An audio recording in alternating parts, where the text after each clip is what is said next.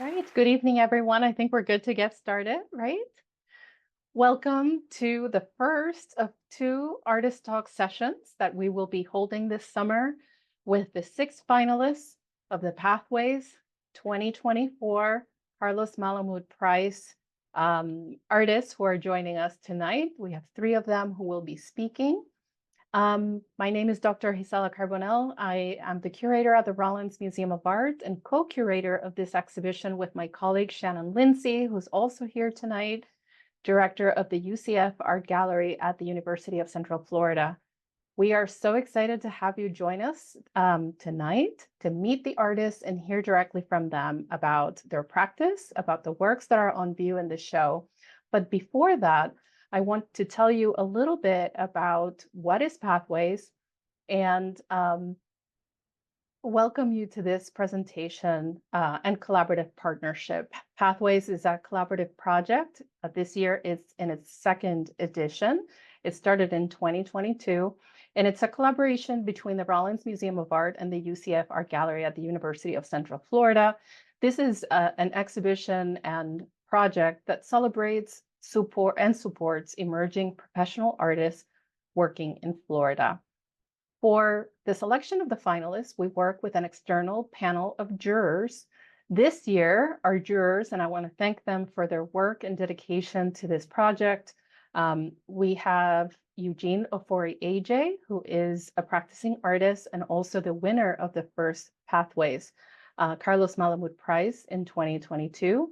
Ginger Greg Dugan, who is an independent curator based here in Florida, and Dennis Scholl, who is an artist and collector and the former president and CEO of Ulite Arts in Miami. We also want to thank the Pabst Steinmetz Foundation for their support, financial support to make this exhibition possible, as well as the fully illustrated catalog that accompanies it, which you can get at the UCF Art Gallery, at the Rollins Museum of Art, and you can also get it digitally by visiting our websites and viewing it there. And finally, I also want to thank Mr. Carlos Malamud of Miami, who generously provides the fund for the Carlos Malamud Prize that makes this opportunity a unique one for our winners. So with that, I'm going to pass it on to my colleague Shannon Lindsey, who's going to talk a little bit more about Pathways and about the artists and the selection process, and we'll introduce our first speaker for tonight. Thank you. Thank you so much, Gisela, for the introduction, and thank you all again for being here today. We're excited to host you all, and as well as the artists participating. A little bit of information with the applications for this recent iteration. We had about 100 applications, artists who submitted to this opportunity, and the jurors selected 6.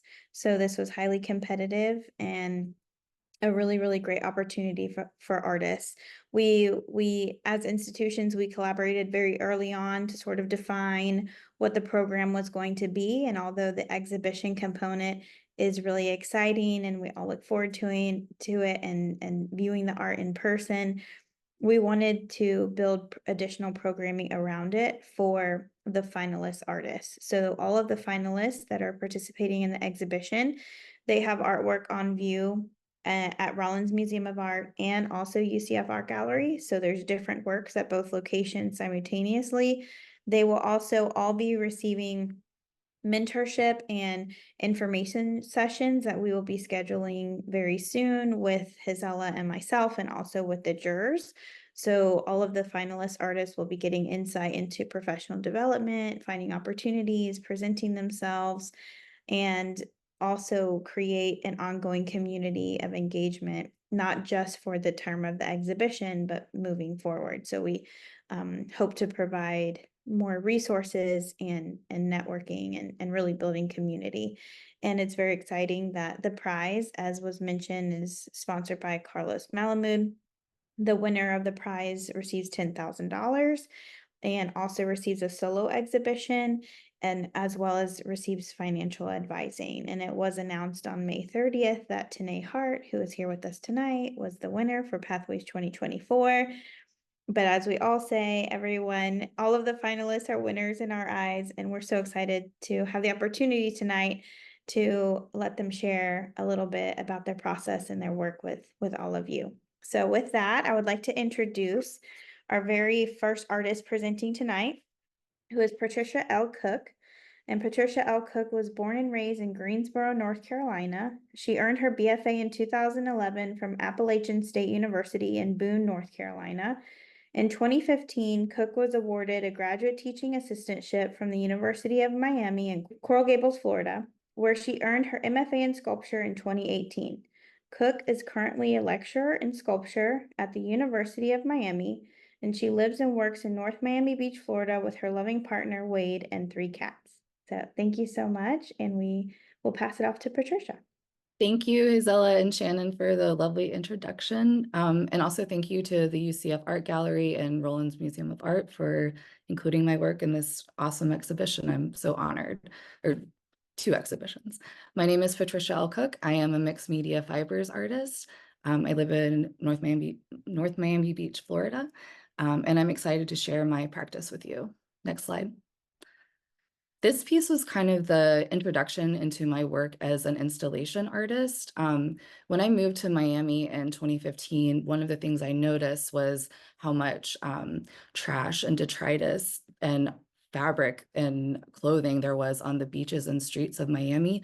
So I started to gather these materials to use as my sculptural material.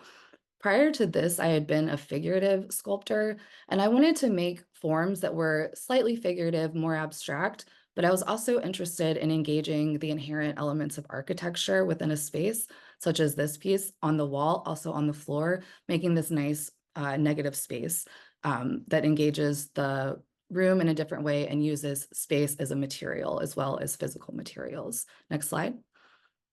From there, I made about 20 wall-mounted sculptures in the same fashion.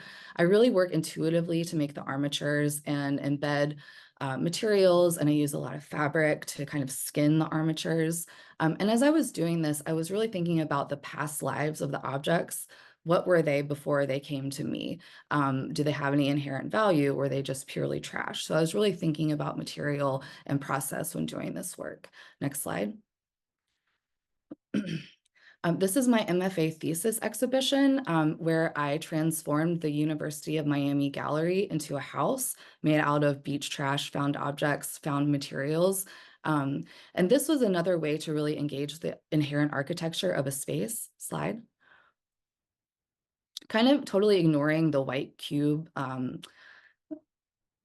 character of a normal gallery. I really transformed the gallery, making my own walls. Next slide. Continuing to use these kind of little amalgamations of material to give hints at different elements within the space. Next slide. I really was thinking a lot about women's work, about gender roles in the home, about home ownership, especially since buying a home in South Florida is a really difficult thing to do because of rising sea levels and also rising prices of homes. Next slide. And I really wanted this installation to be a kind of a transformative experience, kind of whimsical and fun for viewers to walk through, but also kind of have an uneasy feeling to it. Next slide.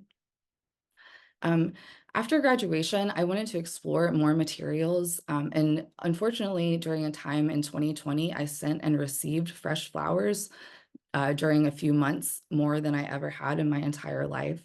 So I was thinking about flowers. They're these beautiful creations of nature, and we send them in times of both joy and sorrow, but eventually they die. And then there are also companies, huge corporations that make stand-ins for these flowers that never die. They're plastic replications. Next slide.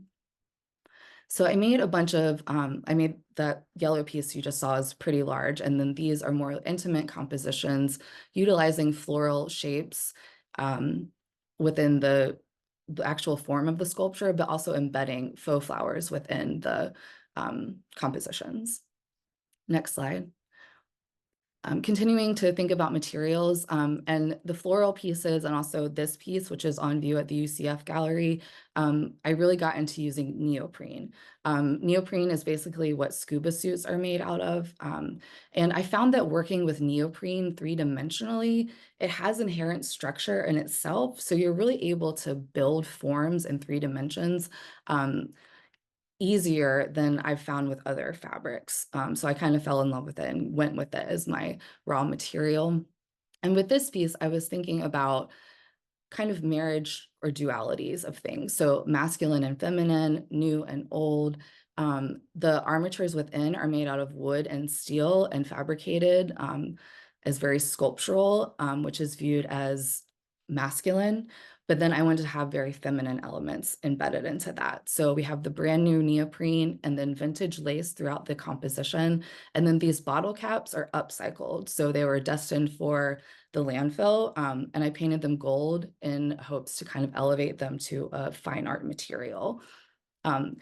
This is an 8-piece composition, and I think that it can be installed kind of in a number of different ways, depending on the space, depending on who's installing it, depending on if I'm installing it or what the curator's vision for the overall exhibition is. Next slide. So again, it's 8 pieces, and I wanted to give close-ups of a couple of them. They are 8 different elements that I don't think can exist apart from each other, but they are intimate compositions that kind of draw you in closer to help you or let you explore the materials. Next slide.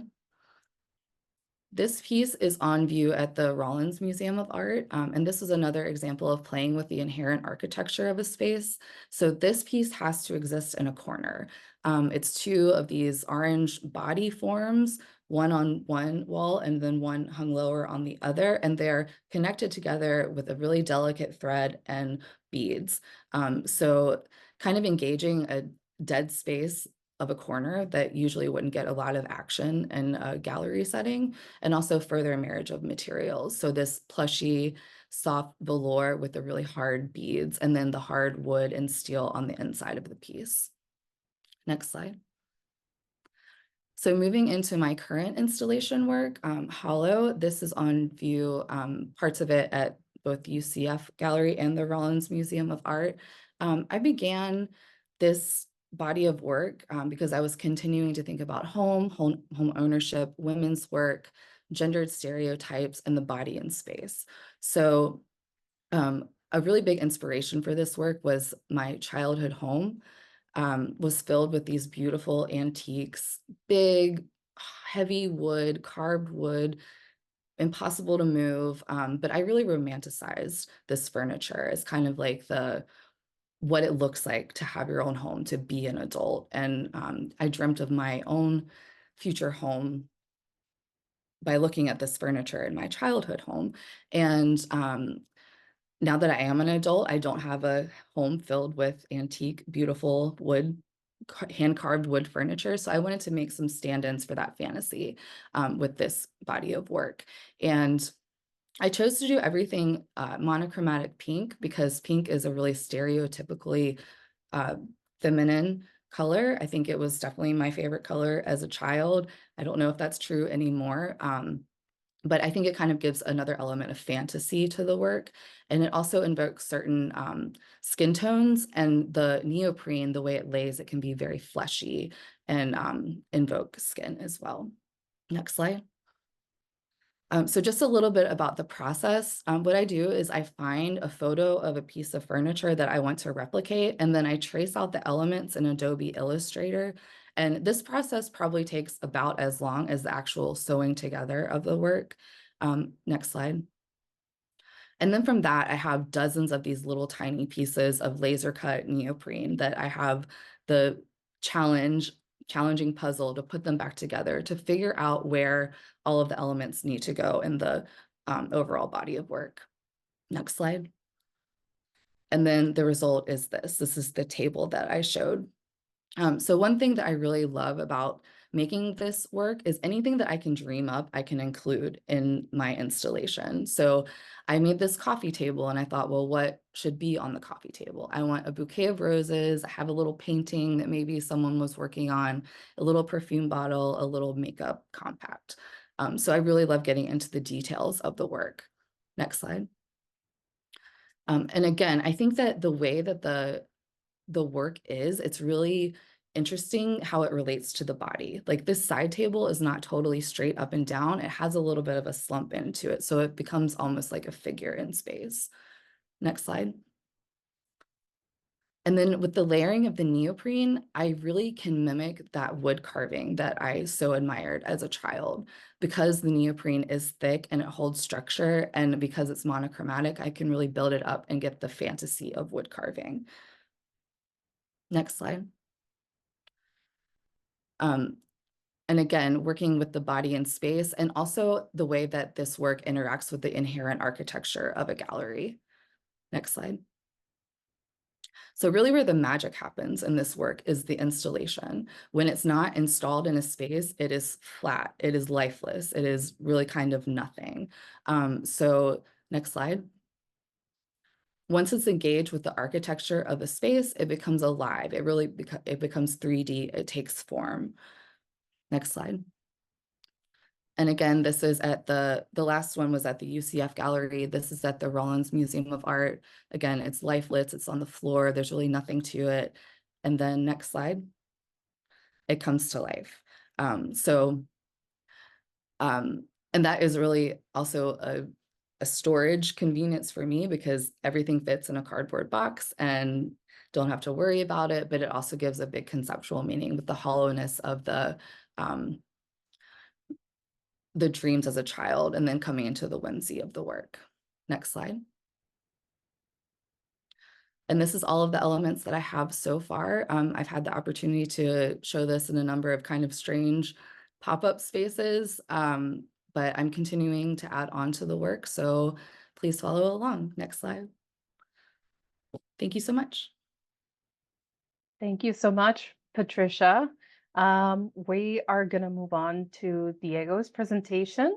There will be a Q&A session right after Tenee's presentation. So if you have questions, hold on to them and we will address them, or the artist will address them right after Diego presents. So Diego Alejandro Waisman is an artist based in Miami, born in Buenos Aires.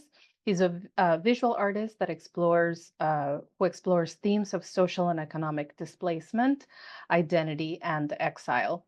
Waisman utilizes documentary photography, video, and installation to build connected narratives about overlooked social topics.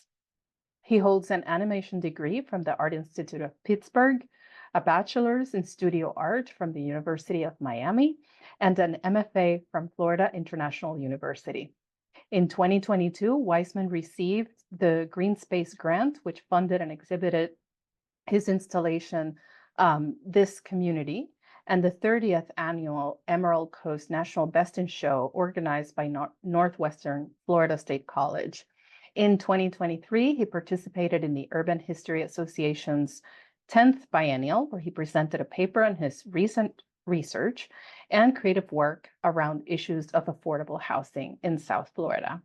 He's a Radcliffe Art and Design Incubator Fellow and has received an art scholarship from the Berkowitz Contemporary Foundation and the Faina Art Curatorial Studies Scholarship. And his first monograph, titled Sunset Colonies, will be released by the University Press of Florida in the fall of this year. So, Diego, go ahead. Thank you, Gisela. Thank you also, Shannon. I want to acknowledge everybody for all your help making it here and all the wonderful work that Carlos also provided for everybody, for us to be here today talking, and not only the opening of the gallery, but I think it's fantastic that he's supporting the arts in this way. So thank you again for the introduction. I was watching Patricia's presentation, and I thought it was very interesting how different artists talk about different things, and sometimes they are related. In this essence is the topic of the house, the home, and how that represents different things for different people. The project that I've been working on for the last 7 years, for I Shall Already Have Forgotten You, it's this journey that I hope I can show you tonight, or a little bit of my practice of how I put it together, and how this journey took me through this discovery of these communities. Can we go to the next slide, please? So what you're looking here is a video that I recorded the first time I went to this community close to where I live in South Florida, in Miami, in the city of Aventura. This was the West Dixie Port home trader community.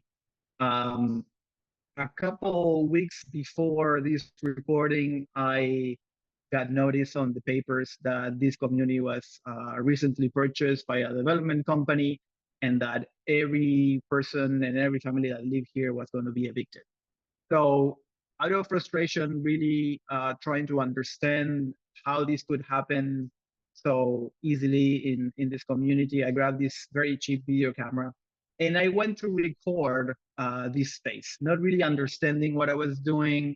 I thought in a way this was kind of historic, and it was my responsibility to record it in some way, because if I didn't do it, I felt like nobody else will do it. And I'm going to read you something that later on helped me realize the project in a different way. People think that geography is about capitals, landforms, and so on, but it's also about place. It's emotional tone, social meaning, and generating potential. Place is security, space is freedom. We are attached to the one and long for the other. There is no place like home.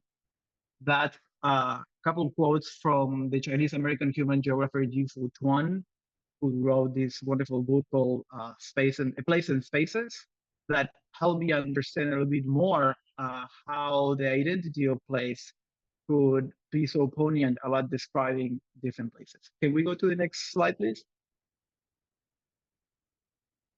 So I wanted to add this image here, which is not an image that I actually show in any galleries, but this is the actual landscape of that site that I show you in the video from 2016.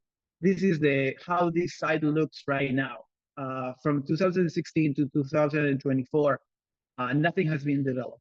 The people was evicted shortly after I took the video, and the barren site still holds intact.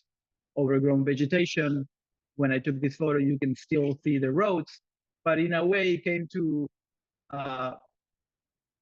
make me understand that the redevelopment of South Florida, it's so rampant that sometimes other interests get in the way, especially in the way of affordable housing. Can we go to the next slide, please? So this image is the first image of the monograph. I think it's very poignant and very interesting to see the combination of the different landscapes. It also has a specific type of mood that puts the viewer inside this social, economic, and sociological issue.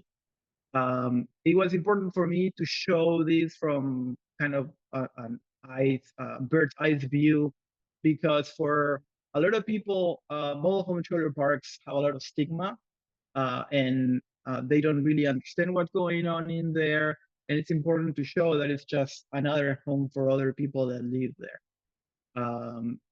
It was important also to show that the convergence between the new construction in the background and the existing trailers on the foreground created some type of juxtaposition between what was going on in the city, how the cities were evolving, how they were changing, and again, trying to identify the people that live there, that at the end of the day, through the years of going through these communities, make me understand that it was just regular folks living everyday life. And these communities are all over South Florida and all over Florida and all over the nation. And they came as a way of replacing affordable housing. First, they were created after World War II. Once the GIs came back from the war, the government had to provide some type of housing. And then they evolved into these communities that you can find everywhere in the United States. Can we go to the next slide? So this is Felipe. This is from Pembroke Pines community that it was a 55 plus community, and most of the communities that I visited were filled with retirees that came to South Florida as a way of finding a peaceful and affordable retirement. And he, as many other of his neighbors, were faced with this situation where they had to uh, move, sometimes many miles away. Unfortunately, the situation is such that these people are just renting for the land where they put the trailers, so the land doesn't belong to them. And the cost associated with the transport of these trailers defeats the purpose of the entire move. It's so more expensive than the trailer itself. So a lot of people are um, forced to just leave everything behind. This image itself, for me, this is the second image of the book, and for me, it says so much. Not only because of that painting of a better and nicer place in a completely remote, utopical location, but also because Felipe is welcoming us from the doorsteps of his home, and one of his feet is in middle air. So there is this relationship of this contradiction of things, of how kind of like the rug is being pulled under his feet, and he doesn't have solid ground. Can we go to the next slide? This image, Grow, was an image that it just happened while walking in this community in Hallandale here in South Florida. As I was mentioning, the increased construction and redevelopment of the urban landscape is so rapid and so intense here in South Florida that for the most part, we don't really realize what's going on. One of the interesting things, and especially in my case as a photographer, is that photography can be a time capsule in itself. It allows us to see and slow down the super fast developments on the community. And this allowed me to actually capture the juxtaposition of how this building looks, this construction looks like it's devouring this other trailer at the bottom. The interesting fact is that a lot of people that commute through the areas and see the disappearance of these communities don't necessarily remember what was there. That's why I thought it was so important to actually document it, because first of all, nobody else was doing it. And second, in a way, it's not just an archive of what was here before, but also a way of identifying the identity of the people that live there.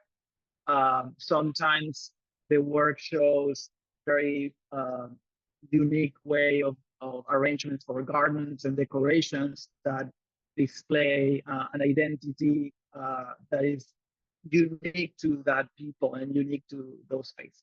Can we go to the next slide? So throughout these years of working on this project, it became very important for me to try to understand where all these communities came from.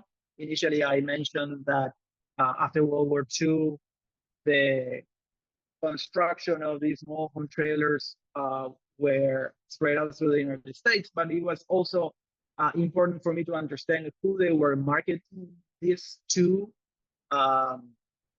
We see a over-the-top image of how these homes were sold back in the 50s. This is a magazine from back in the 50s called Lifetime Living, where we're targeting retirees trying to relocate to different places.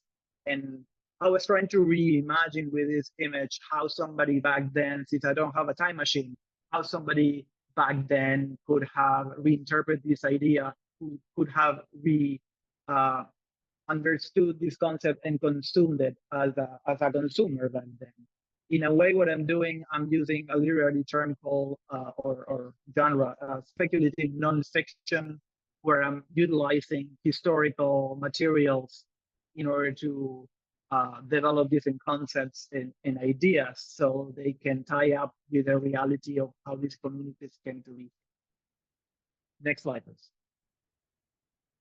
So this is my last slide, and this is the cover of my monograph, Sunset Colonies, which will be released in September by the University Press of Florida. And the book has also 3 wonderful essays that try to put this whole work into different angles. And I'm extremely happy to be able to share this with you tonight. So thank you very much. Perfect. Thank you so much, Diego. Really appreciate you sharing insights on your work. And I will introduce our last artist for the evening, which is Tenee Hart. Tenee Hart is an unconventional fiber sculpture artist pursuing themes of feminism that delve into topics of beauty, anatomy, and the inequality of women. Wrapped in fibers, gushing forms, and the manipulation of everyday are crucial components within Hart's work. Her abstract forms remain committed to an intriguing physicality that comes from palpable and intentional material usage. Hart hails from Virginia, where she received her Bachelor of Arts degree from the University of Mary Washington in 2011, and later Hart earned her Master's of Fine Arts degree from Florida State University, where she has been teaching at the college level since the completion of her degree in 2015. Hart is currently the co-head of ODL for the FSU Department of Art. Beyond her role as an educator, Hart is the sole graduate advisor and coordinator for the Department of Art at Florida State University. So we will welcome Tenee. Thank you so much. Thank you, Shannon. Before I get started, I would like to take a moment to do further thank yous and acknowledge all those who helped make this opportunity possible. A sincere thank you to Carlos Malamud and the Pathways 2024 judges, Eugene, Ginger, and Dennis, for believing in me and my work. And of course, a huge thanks to the entire Rollins Museum team and UCF Gallery team. It has truly been an absolute honor working with Shannon, Gisela, and Austin throughout this process. A special thanks to my dear friend and install partner, April Webb, for your endless hours of hard work and friendship throughout this experience. And of course, a warm thank you to my husband, family, and friends, who without your continued support and love, I would not be here today. Slide again.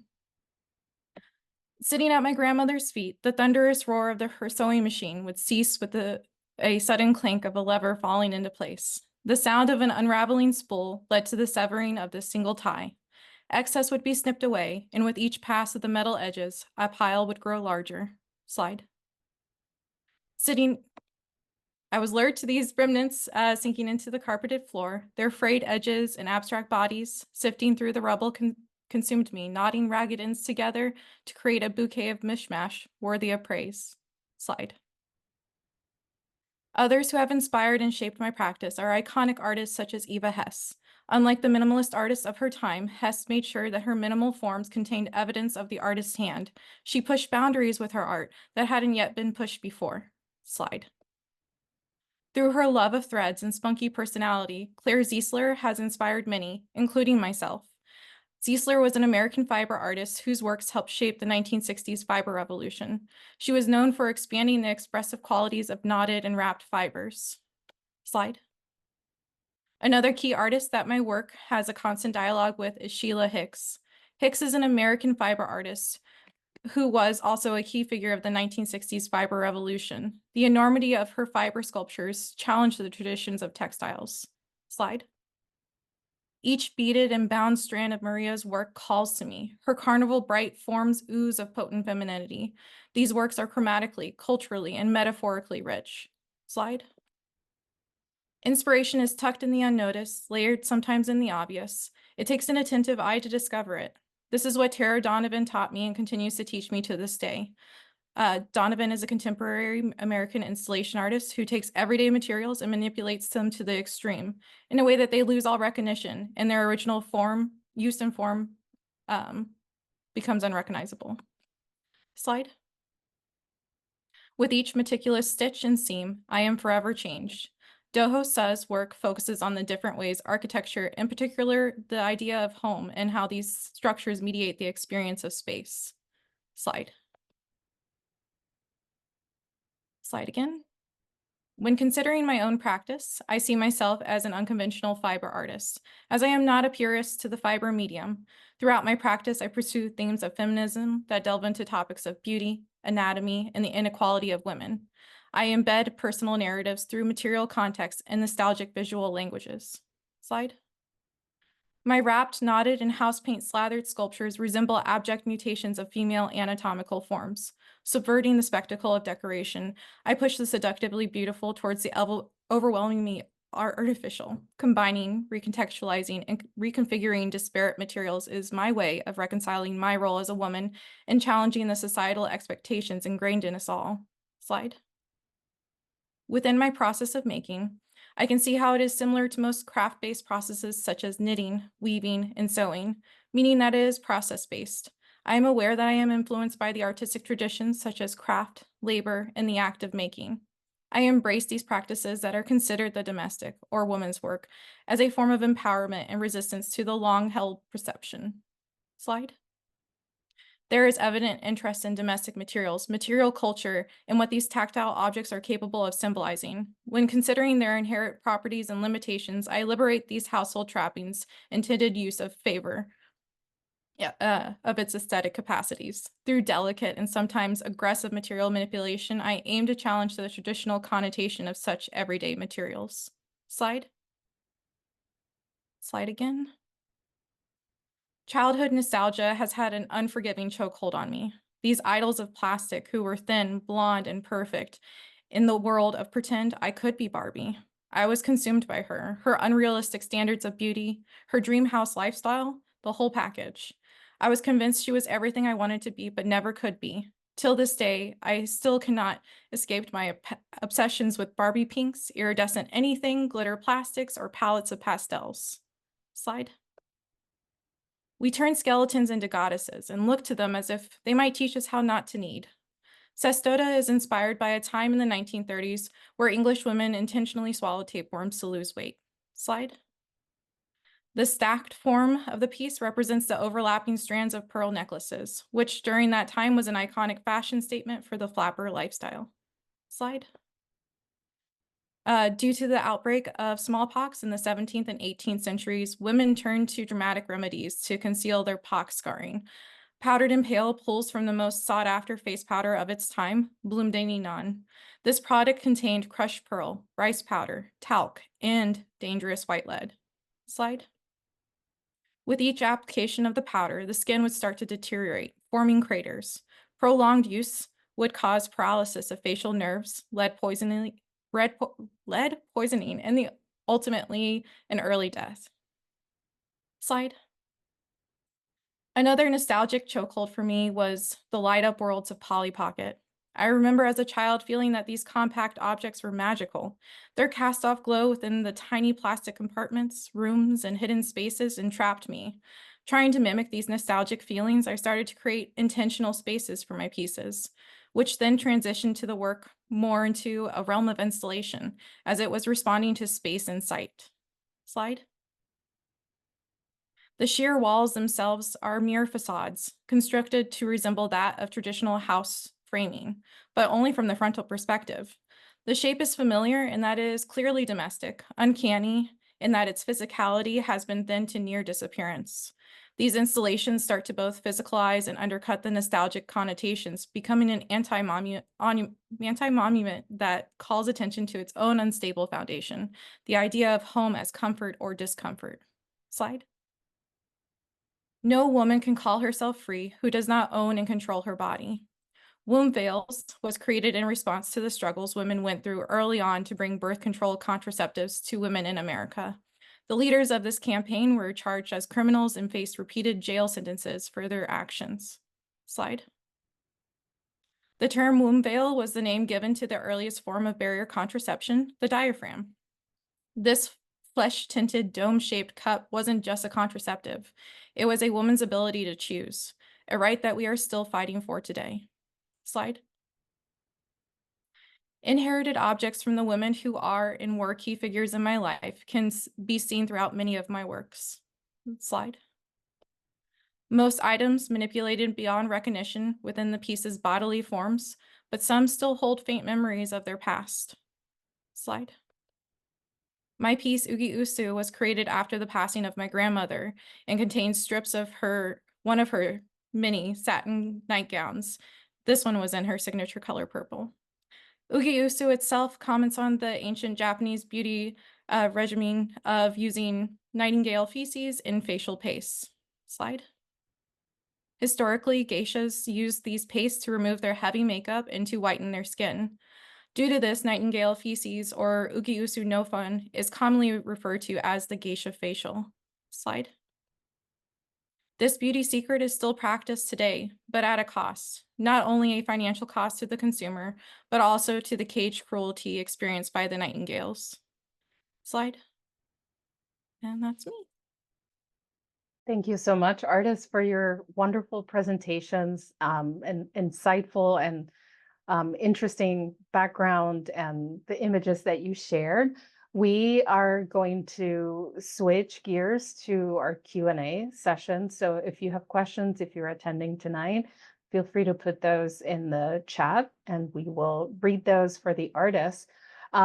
If we can go back to Patricia's presentation, since you spoke first, I was wondering, as I was thinking about your work and experiencing it in the gallery, both here at the museum and at the UCF Art Gallery, there are several ways I feel in which audiences or viewers can approach your work. And I was wondering if you can speak a little bit to what would be your goal? What would you like viewers to take away from experiencing your work? All of my work or any particular work? If in general, but it's more specifically, if you can say a few words about the pieces that are included in Pathways, that would be fantastic. I think I want somewhat of a not transformative, but maybe a fantasy element to it, because I have so many tiny details. I want to draw the viewer in to kind of further investigate what's going on and see the meticulous work and think about what I was thinking while I was making the work. Thank you. I think it's interesting when you have works that evoke different things in different people. And I love what Diego said about thinking of your work in terms of home, as he is thinking also about his own project. So Diego, can you talk a little bit about, you spoke about the research that you've been doing for the series and this work, but can you talk a little bit more about your interaction with the residents of these communities and perhaps interacting and building that connection to create the works? Somebody gave me this advice many years ago, and I took it at heart, especially for this project, and not to be a tourist. I wanted to go to these places and get to know these people and hear their stories. It was very important for me to be very respectful. I tried to be as respectful as I could. Most of the images were never taken inside anybody's home. I wanted to respect their privacy, and I want them to tell me about their story. And there is this power dynamic that all photography has. Some people call it exploitative, to the sense that you're putting the camera and you're taking the photo of someone and then you're walking away with it. So that haunted me for many years until I realized, while I was showing the work to another person, and said that I was actually honoring them in a way that I was putting them, I was talking about their problematic, I was talking about the issues, and I was going to put it front and center in the social agenda for other people to understand and to feel empathy for the situation. So that was pretty much my approach. I just walk endlessly through different communities, trying to initially understand and later document what was going on. Much, Diego. We do have a few questions in the chat, so I'm gonna ask one that's directed to Tenee, and then so that way we can hit all the artists once, and then we'll ask some more. So Tenee, how has your practice evolved since your MFA graduation, and how do you see it evolving in the near future? Great question. The way my practice has evolved since the completion of my MFA is that before, like what you see now with like the installations and like the rooms, these did not exist. But during my MFA, I only made fiber sculptures, and it was only post-grad that I started to think about space and site for my pieces. So that's how it's changed. And how do I see it evolving? I always say this whenever I install with April. I'm like, more rooms, bigger, more. So obviously I want more, but I also want smaller things too. So like this back and forth and like evolving with concept, I'm definitely pushing forward with my nostalgic childhood memories and feelings and chokeholds. That's where I feel like that's going next. Awesome. Thank you, Tenee, and thank you so much for the question. And we're looking forward to what's next because you will have a solo exhibition at the UCF Art Gallery in fall 2025. So we will maybe see more and bigger rooms and smaller things. So thank you so much. I have a question for the group. So if everybody can take their turn answering. It says home is a connecting theme through each of your presentations. How would you define home for yourself and in your art? Every time I travel, I'm homesick, and I feel that this is going to sound like a cliche, but home is where my family is. It doesn't matter if we're in a different part of the universe. Sometimes home can mean many things for many different people, and that's perfectly fine. It should be like that. And since everything changes so rapidly, the home itself changes as well. Our relationships, our kinship changes along with the home. So I think it's established based on the people that we like to call home. Patricia, do you want to go next?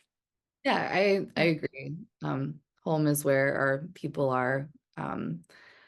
It's interesting because I'm from North Carolina and I've been living in Miami since 2015, and I don't know if I would call it home here, but it is because my partner's here. But home is also in North Carolina because that's where my family is. So I think that home can be a lot of places. It just depends on the people that you're around. I would just follow that up and because Trisha, I think that's like I was born and raised in Virginia and moved here for grad school to Florida, and like the idea like this is home, right? But like home to me is also like my past life in Virginia and being born and raised there and growing up there. So having multiple homes is a thing. And yeah, and as Diego also said, like this idea of home means something different to everyone. And I touched upon it in my presentation, but I do think that home, it can be a form of comfort and discomfort for some. And like it is quite important to like acknowledge that as like this idea of home. All right. Thank you all so much. And thank you, Shri, for asking the question. And it is such an interesting observation because this grouping was really just an outcome of schedule. and so it's interesting how, the conversation, as Diego pointed out, as each person presented, there were all of these connections, even though the work is really different and the intentions are really different. So thank you all for sharing that. I do have a question for Diego. Would you consider a strict rephotographing of your sites from the exact point of view as the original image to capture time and reference Brend and Hilla Becker's work? I started doing that several years ago.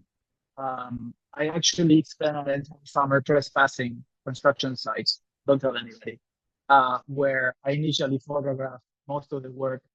I noticed at the Bakers, the light is the same, coordinates are the same, the images are not the same.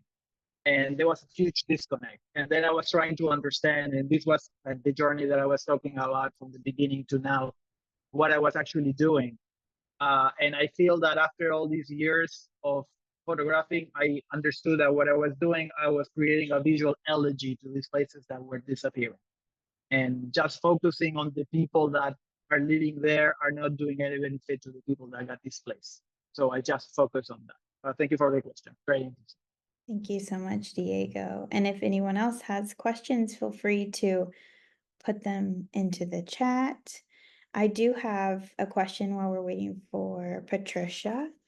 I'm curious if, and I really appreciated your insight into this sort of fantasy, also nostalgia of these interior objects, right? That were sort of these like objects of like a objects of desire, essentially, like a goal object, right? Like one day I'll have a house, all of this. And then you said, and now I'm an adult and I don't have a house full of these things. So I'm curious, do you find that you will ever maybe make work that reflects your actual furniture that's in your actual house? Or I'm curious about how you feel about those two things. That's such an interesting question. I've never thought about that. I don't think that I would, because I guess the furniture that is in my house is functioning fine the way it is. Whereas these fantasy pieces are kind of stand-ins for things that could have been. And I think too, part of the aesthetic that I love about it so much is it's drawn straight from Victorian era furniture. So that really overly designed, kind of gaudy almost, is what draws me to that particular style. But that's a great question. Yeah, thank you so much. And your actual furniture doesn't look like that, right? Like you don't have gaudy furniture, or maybe you do. I don't. Interesting. Yeah. Thank you so much. Go ahead, Gisela. I have a question for Tenee. When I first encountered your work at the beginning of the process of for Pathways, when we started with the call and the submissions last year, I was fascinated, of course, by the subject matter that you address in your work, and I'm wondering if you can say a few more words about your research process, how you encounter some of these pieces of history that are probably not as well known to regular audiences who are not specialists on some of the customs or the issues that you address. I would love to hear more about how you find these these pieces of history, if you look specifically for them, or if you let the research process sort of guide where you go. Excellent question. It is a daunting process, the research, and it wasn't something that I did, let's say in my undergrad. It was something going to an R1 graduate program. It was encouraged to be extremely research heavy and having concepts that tied deeply in with the work. So that encouraged me. That was the tip, right? And then all of a sudden it just became so fluid with my practice, and I just would get trapped in these these wormholes. I mean, I love researching. It is a fluid like what I was saying, like what you were saying, it's like an intuitive thing. How do I find these things? I don't know. The universe just somehow delivers them to me, and then all of a sudden I'm like in this list of all these different beauty extremes and going through different cultures and being swept away by like the history of it. I endless hours, lots of reading, lots of time like sitting in aisles of the library at FSU. Thank you for the free use of FSU facilities. But yeah, I think that's a short answer. Thank you so much. I think we have, Shannon, do we have time for one more question? And we have a question in the chat. So this is for Tenee. Do you have a meaning for the emptiness of the space, or for the time of viewer needs or uses to connect? The meaning of the space and meaning of the time a viewer needs to connect to the elements. So I'm assuming that the emptiness of space is like the emptiness within the installations. And the intention behind that is to have accessibility so people can be inside them, because there's a lot of ADA and things like that I have to also think about. And I'm a maximalist, if you can't tell from my installations. I want it to just be oozing with crystals and fake birds and what have you. I want that, right? If I could like surround the whole floor with everything, I would do that too.